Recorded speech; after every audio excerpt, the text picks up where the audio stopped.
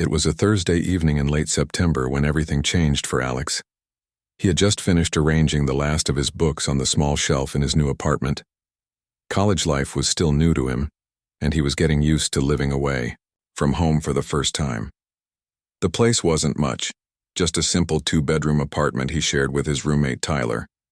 But it felt like freedom. Alex had spent the entire day unpacking boxes and trying to make his room feel like home.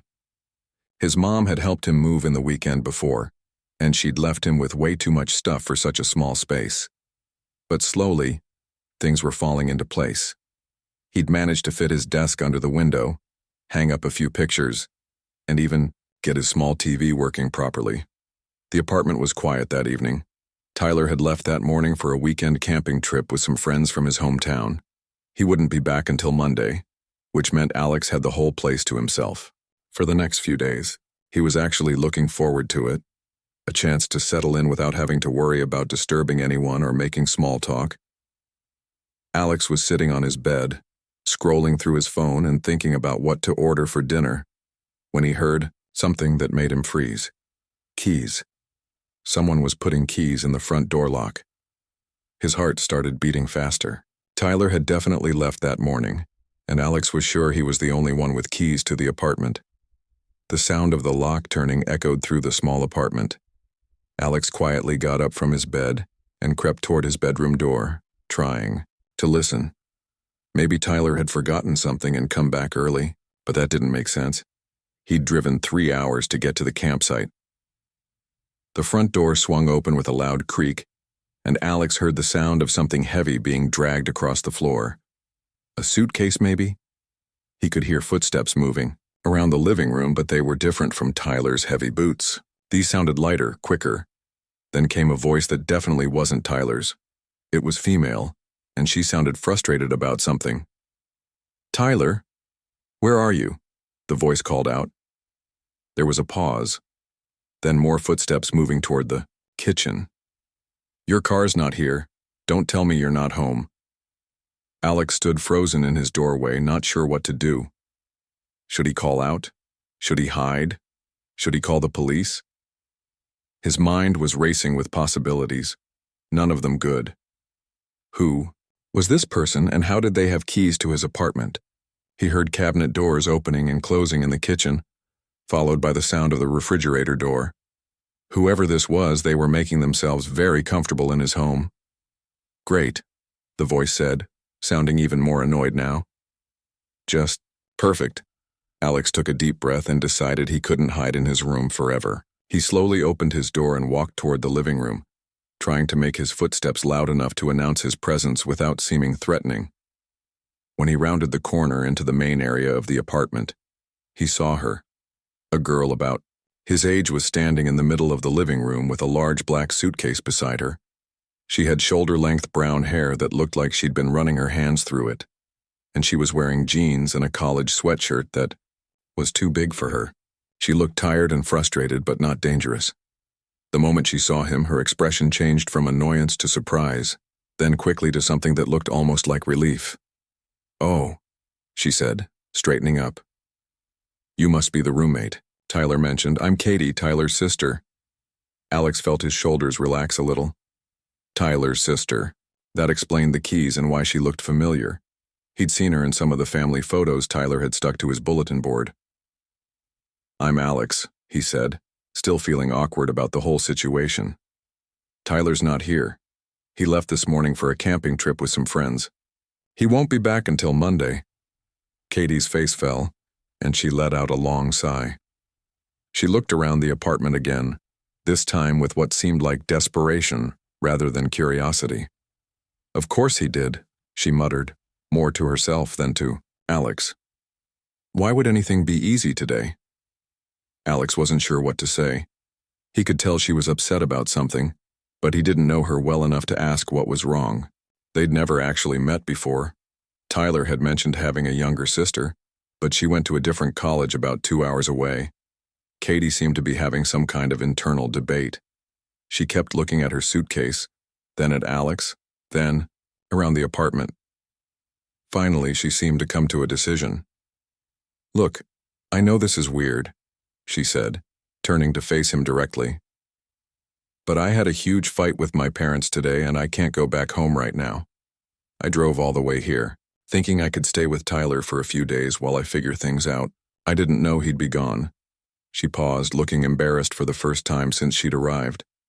"I don't really have anywhere else to go tonight," she continued. "All my friends at school are either too far away or, well, it's complicated. Would it be okay if I stayed here until Tyler gets back?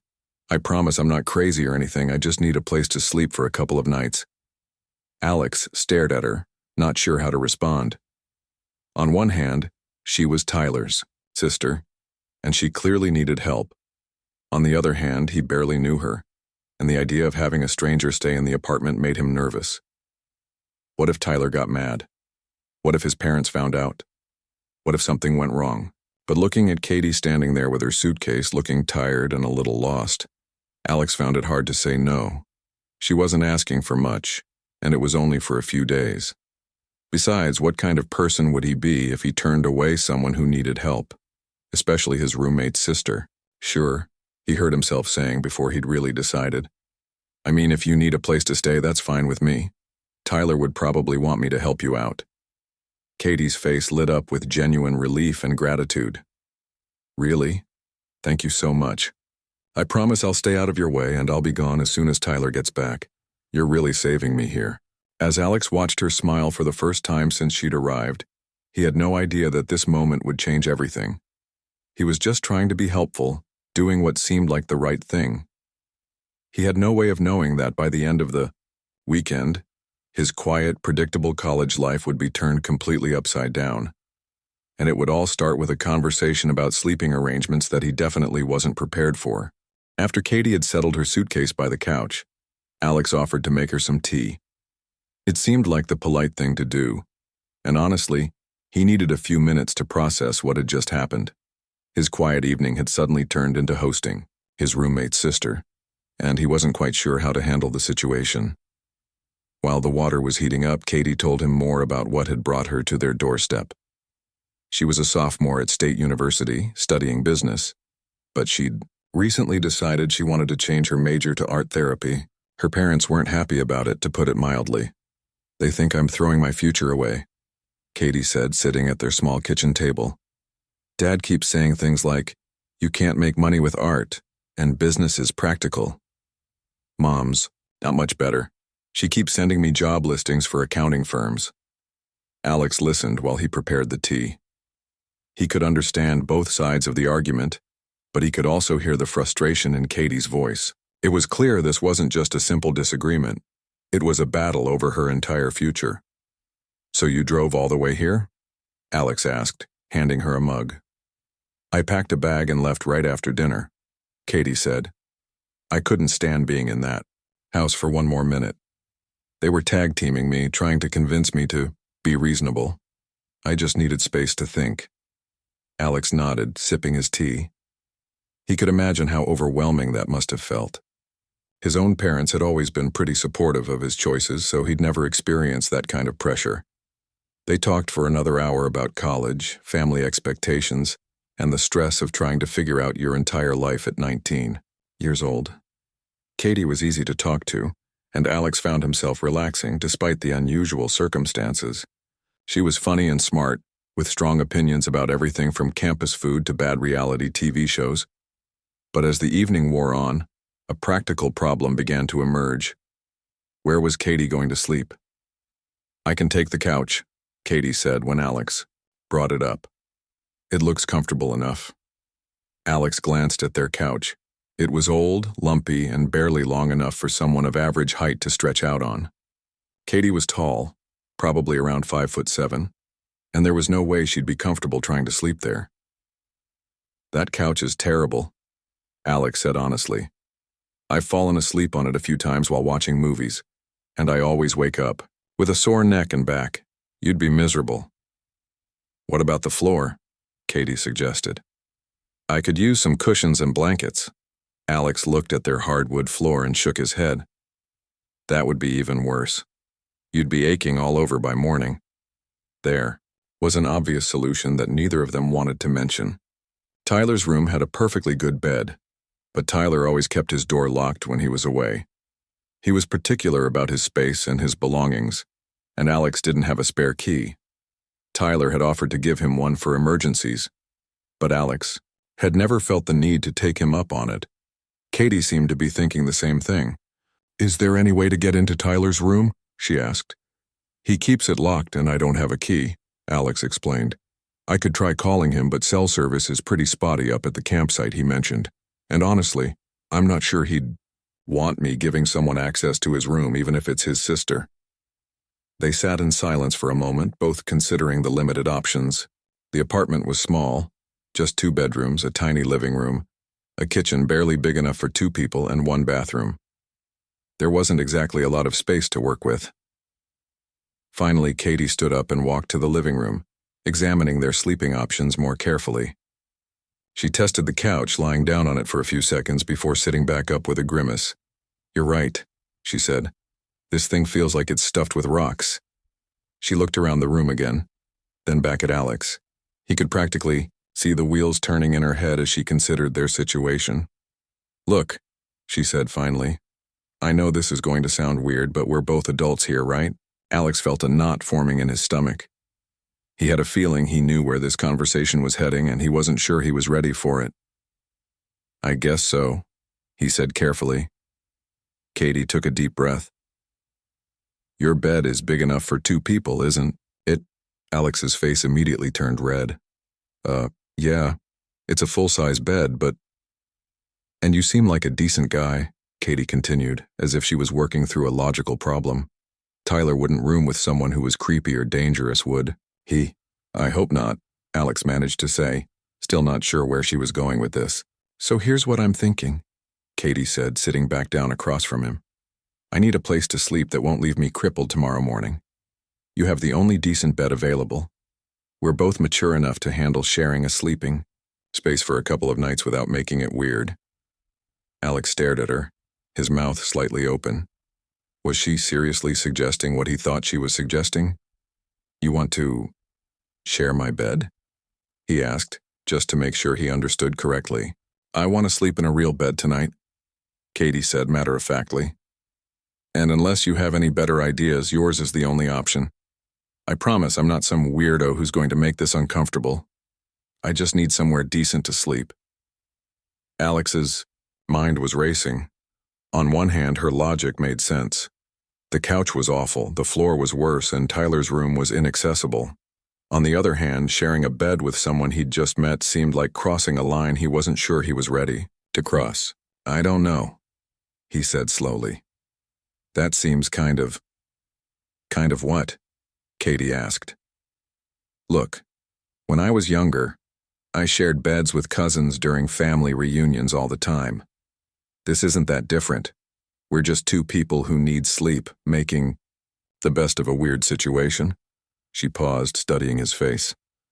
"But if it makes you too uncomfortable, I understand. I can try to make the couch work. I've slept in worse places." Something about the way she said it made Alex feel guilty. Here was someone who clearly needed help, and he was being weird about something that was really pretty innocent. She was right. They were both adults, and it wasn't like anything inappropriate was going to happen. They both just needed sleep. "No, it's okay," he heard himself saying. "I mean, if you're comfortable with it, I guess it makes sense. It's only for a couple of nights." Katie smiled, and Alex could see the relief in her eyes. "Really? You're sure?"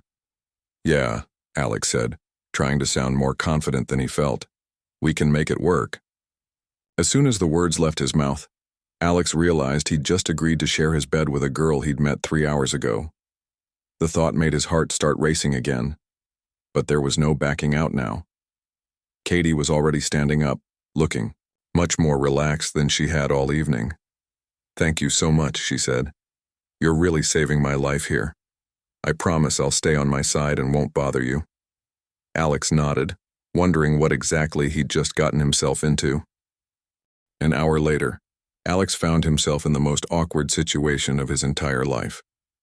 He was lying on the very edge of his own bed, trying to take up as little space as possible while staying perfectly still. Every muscle in his body was tense, and he was pretty sure he hadn't blinked in the last 5 minutes. Katie, meanwhile, seemed completely unbothered by their unusual arrangement. She'd changed into pajamas in the bathroom, simple cotton pants and a t-shirt, and had claimed the left side of his bed like it was the most natural thing in the world. She'd even brought her own pillow from her suitcase. "You know, you don't have to cling to the edge like that," Katie said into the darkness. "The bed's big enough for both of us if you just relax a little." Alex tried to loosen up, but it was impossible.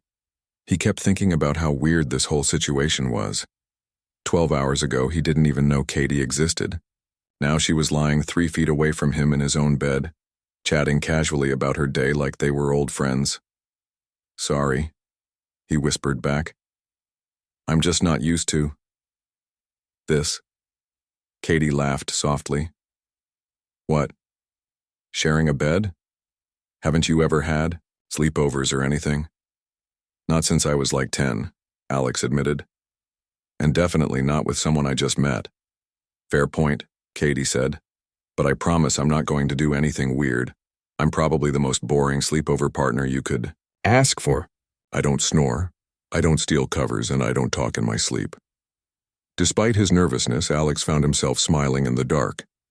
There was something refreshing about how straightforward Katie was about everything. She didn't seem to find their situation nearly as strange as he did. "What about you?" Katie asked. "Any weird sleeping habits I should know about?" "I don't think so," Alex said, "though I've never really asked anyone." "Well, I guess we'll find out tonight." They fell into silence for a few minutes, and Alex started to hope that maybe Katie had fallen asleep.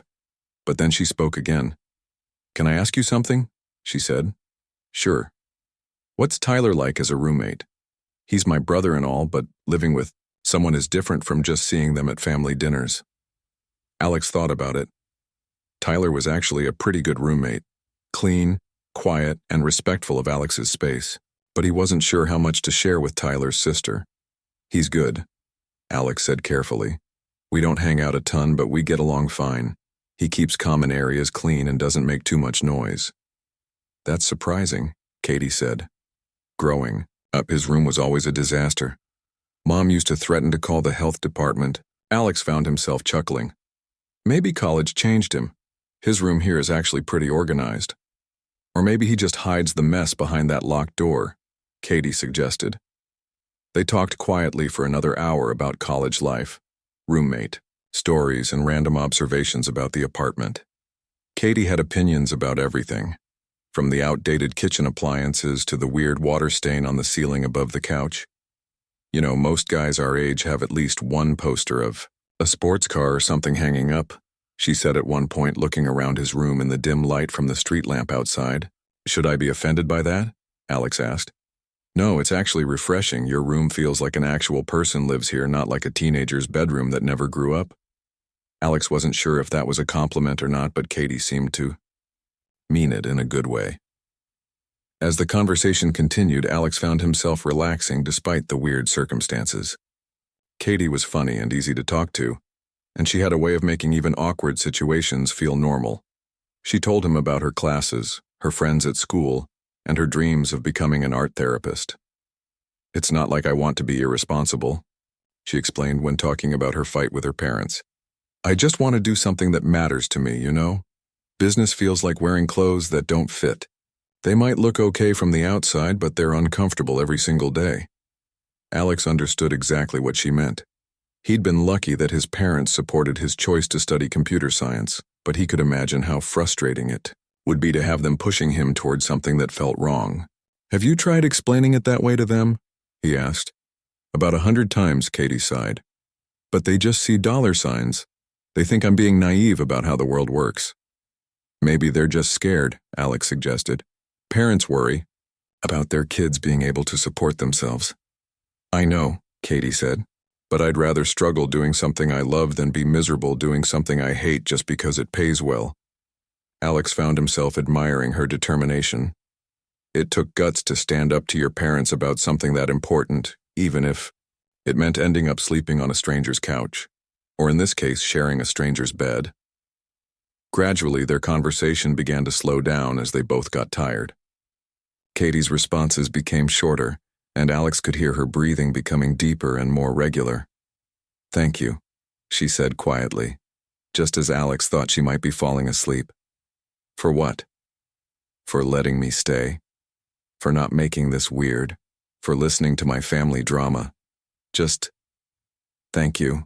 You don't have to thank me, Alex said. Anyone would have done the same thing. No, they wouldn't have, Katie said with certainty. Most people would have found some excuse to send me to a hotel or something. You didn't have to help me, but you did.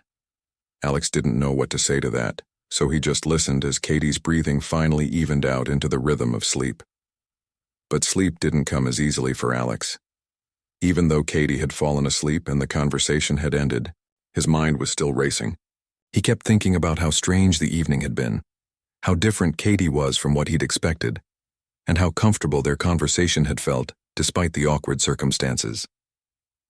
He also couldn't stop thinking about what Tyler would say when he came back and found out his sister had spent the weekend sharing Alex's bed. Would he be angry? Would he think Alex had taken advantage of the situation somehow? The thought made Alex's stomach clench with anxiety. But as he lay there listening to Katie's quiet breathing and the sounds of the city outside their window, Alex realized something surprising. Despite all the weirdness and anxiety, he was actually glad Katie had shown up.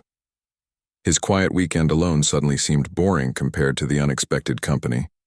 He had no idea that by tomorrow night, sharing a bed with Katie would feel completely normal.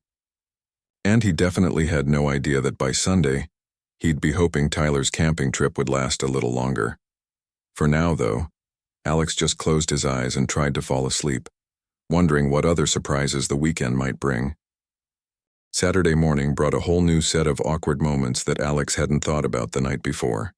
He woke up first, around 7:30, and immediately realized he had no idea how to handle the situation. Katie was still sleeping, peacefully on her side of the bed, her hair spread across the pillow, and Alex found himself wondering if he should sneak out quietly or wake her up. The decision was made for him when his stomach growled loudly enough to wake the dead. Katie stirred, opened her eyes, and looked around for a moment like she couldn't remember where she was. Then her eyes focused on Alex, and she smiled. "Good morning, roomie," she said, stretching her arms above her head. "Sleep okay?" "Yeah, actually," Alex said, and he was surprised to realize it was true.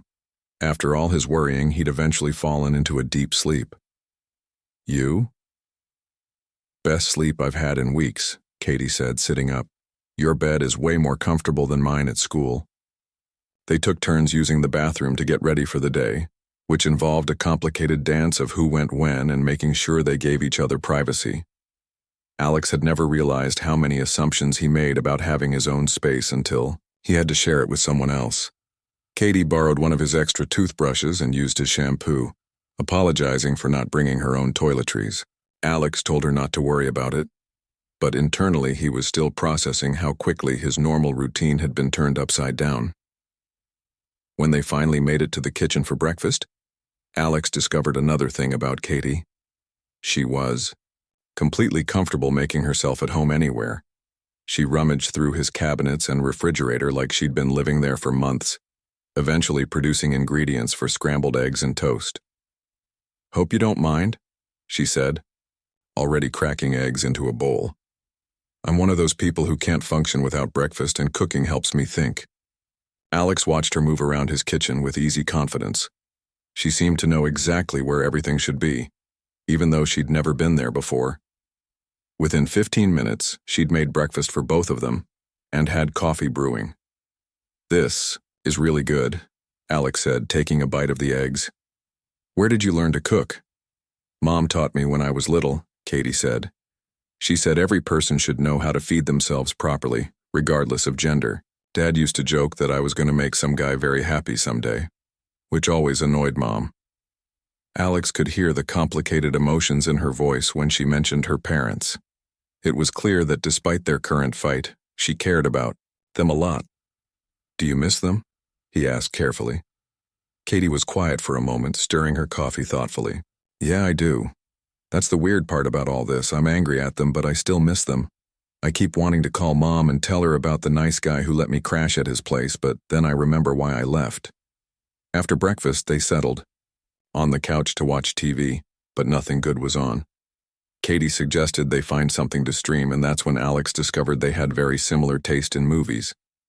They both loved documentaries about weird topics, had strong opinions about superhero movies, and shared a weakness for cooking shows. "Oh, we have to watch this one," Katie said, pointing to a documentary about people who collect vintage lunchboxes.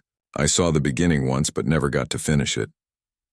As they watched, Katie kept up a running commentary that was funnier than the actual show. She had opinions about everything: the collectors, their lunchboxes, their life choices, and the narrator's voice. "This guy has 14,000 lunchboxes," Katie said, pointing at the screen. 14,000? Where does he even put them all? Does he have a lunchbox warehouse? Alex found himself laughing more than he had in weeks. Katie had a way of finding humor in everything, even when she wasn't trying to be funny. Her observations were sharp and clever, and she didn't seem to worry about whether other people would think they were silly. Around noon, Katie's phone rang. She looked at the screen and her face immediately tensed up. "It's my mom," she said. "I should probably answer it." Alex nodded and paused the documentary, but Katie shook her head. "Don't. Pause it.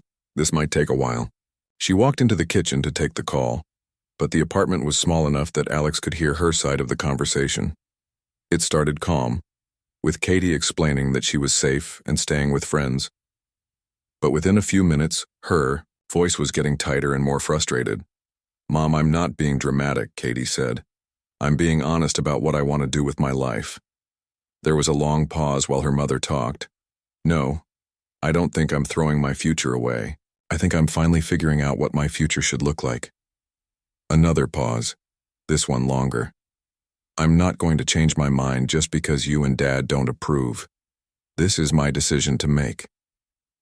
Alex tried to focus on the TV, but he couldn't help listening. He could hear the pain in Katie's voice, and he felt bad for her. It was clear that this fight with her parents was tearing her apart, even though she was trying to stay strong. The call ended with Katie saying she needed more time to think, and that she'd call back in a few days. When she came back to the couch, she looked emotionally drained. "You okay?" Alex asked. Katie sat down heavily beside him. "Mom's trying to guilt-trip me into coming home. She keeps saying how worried they are and how I'm hurting the family by being stubborn. But then in the same conversation, she tells me I'm making a huge mistake and that I need to be more practical." Alex didn't know what to say. He'd never been in a situation like that with his own parents, so he wasn't sure what advice to give. "It sounds like they're scared," he said finally. "Maybe they think if they push hard enough, you'll change your mind." "I know they're scared," Katie said. "But I'm scared too. I'm scared of spending the next 40 years doing something that makes me miserable just because it's what they think is best for me." She pulled her knees up to her chest and wrapped her arms around them. "The thing is, I love them. I don't want to hurt them or disappoint them, but I also can't live my life just to make them happy." Alex found himself really admiring Katie's strength. She was dealing with a situation that would be overwhelming for most people, but she was handling it with grace and maturity. Sure, she'd run away from home, but she wasn't running away from the problem. She was just giving herself space to think it through. "You know what helped me when I was trying to decide what to study?" Alex said. "What?" "I imagined myself at 50 looking back on my life. Which choice would I regret more? Taking a risk on something I cared about or playing it safe with something that bored me?" Katie looked at him with interest. "And?" "The idea of being 50 and wishing I'd been braver scared me more than the idea of being 50 and broke." Katie smiled for the first time since the phone call. "That's actually really good advice. Mind if I steal it?" "It's all yours." They spent the rest of the afternoon talking about dreams, fears, and the pressure of trying to figure out your whole life when you're barely 20.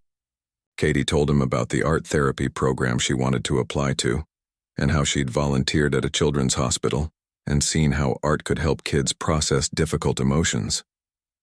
Alex told her about his own struggles with choosing a major and how he'd almost switched to business himself before realizing that computer science was what actually excited him.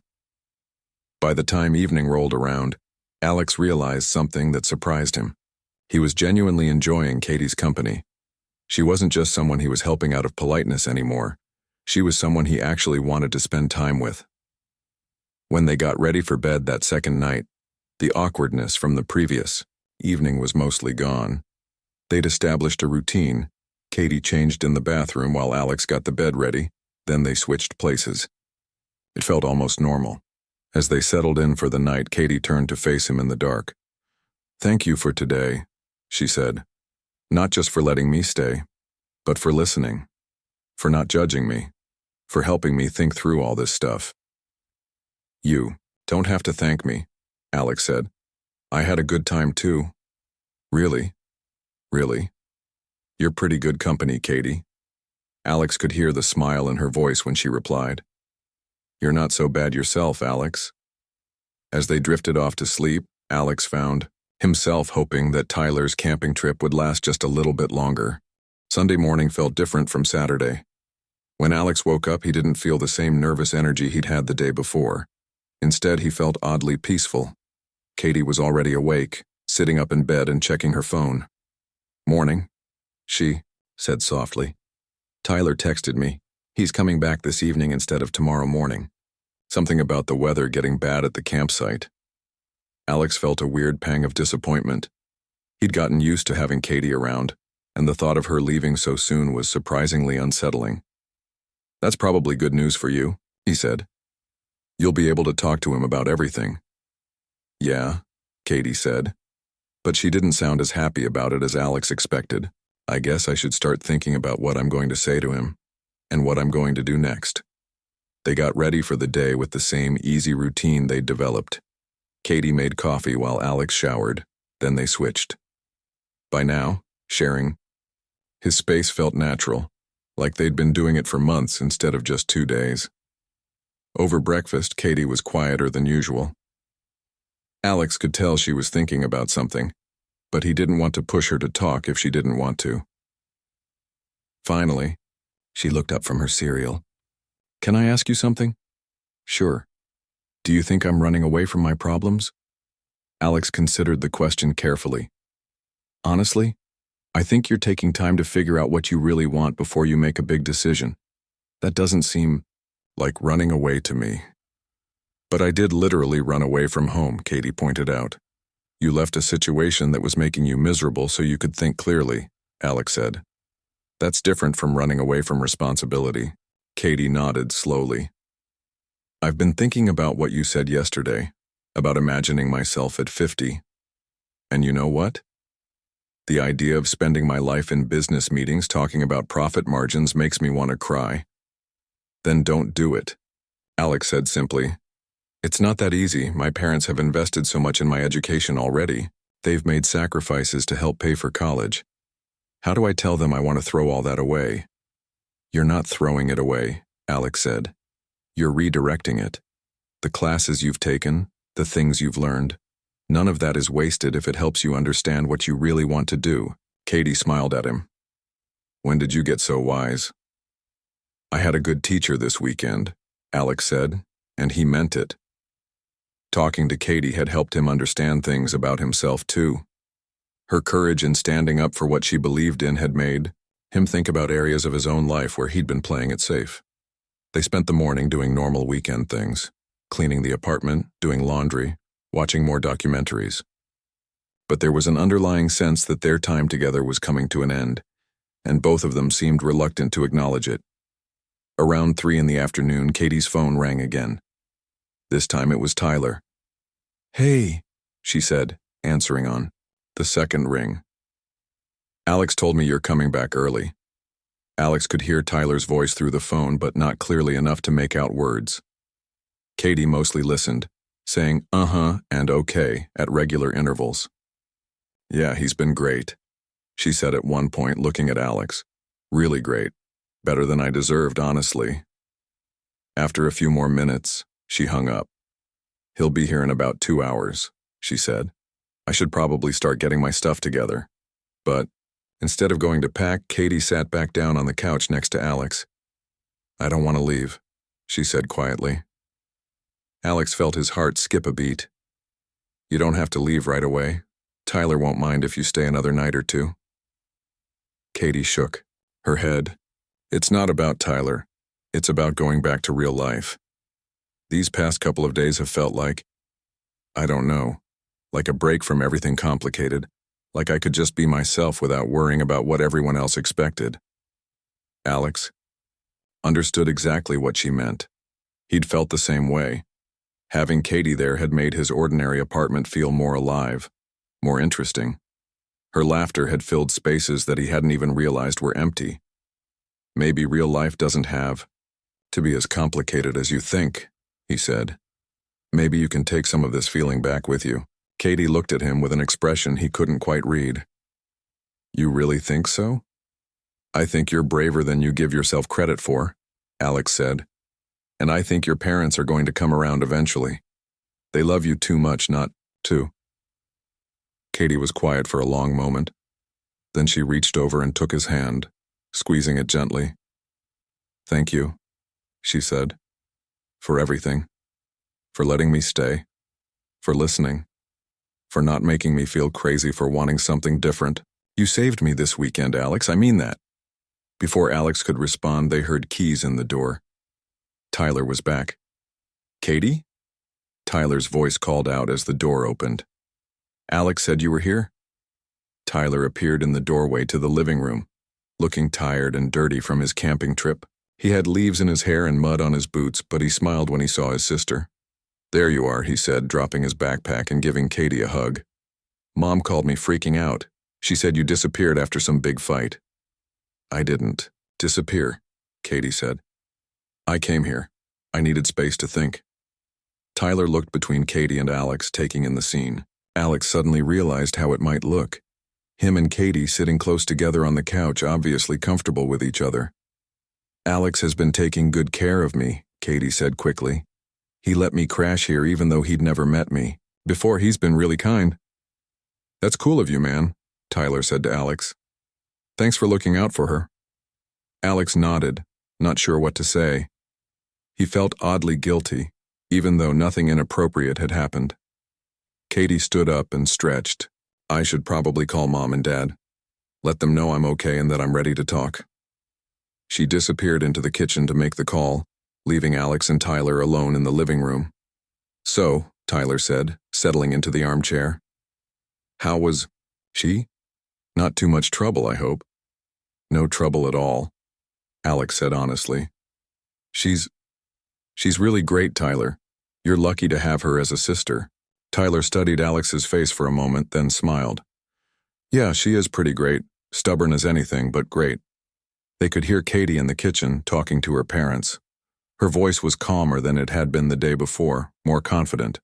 Alex couldn't make out the words, but the tone suggested the conversation was going better than expected. When Katie came back to the living room 20 minutes later, she looked relieved, but tired. How'd it go? Tyler asked. Better than I thought, Katie said. They're still not happy about the major change, but they agreed to talk about it more when I get home. Mom actually admitted that they might have been pushing too hard. That's progress, Tyler said. Yeah, it is. Katie looked at Alex. I'm going to head home tonight. Face the music while I'm feeling brave. Alex felt that pang of disappointment again, stronger this time. Are you sure? You could stay another night if you want. Katie smiled at him, and there was something in her expression that made Alex's heart race. I'm sure. But Alex? She paused, seeming to choose her words carefully. This weekend meant a lot to me, more than I can really explain. And I hope we'll see each other again soon. Tyler looked back and forth between them, and Alex could see understanding dawning on his face. Actually, Tyler said slowly, Katie, didn't you say you were looking for an internship this summer? Alex works part-time at that tech company downtown. They might have openings. Katie's eyes lit up. Really? Alex found himself nodding eagerly. Yeah, I could definitely put in a good word for you. I mean, if you're interested. I'm very interested, Katie said, and the way she looked at him made Alex think she might be talking about more than just the internship. As Katie packed her things and prepared to leave, Alex realized that she'd been right about one thing. The weekend had changed him too. She'd shown him that it was possible to be brave, to stand up for what you believed in, to take risks for the things that mattered. When it was time for her to go, Katie gave Tyler a long hug, then turned to Alex. "Thank you," she said, hugging him too. But she held on a little longer than necessary and whispered in his ear, "I'll call you about that internship." After she left, Tyler looked at Alex with raised eyebrows. "Dude," he said, "my sister totally likes you." Alex felt his face turn red, but he couldn't stop smiling. "Is that a problem?" he asked. Tyler grinned. "Are you kidding? You just spent the weekend taking care of her when she needed help. You're probably the first guy she's ever been interested in that I actually approve of." 3 weeks later, Katie got the internship. 6 months later, she successfully changed her major to art therapy with her parents' reluctant blessing. And a year later, when Alex ran into her parents at Tyler's birthday party, her mother pulled him aside. "Thank you," she said quietly, "for helping Katie figure out who she was meant to be. She's happier now than I've ever seen her." Alex smiled, thinking back to that first awkward night when a stranger had confidently claimed half his bed and turned his quiet life upside down. "She helped me figure out who I was meant to be too," he said. And it all started with one simple act of kindness on a Thursday night, when he could have easily said no.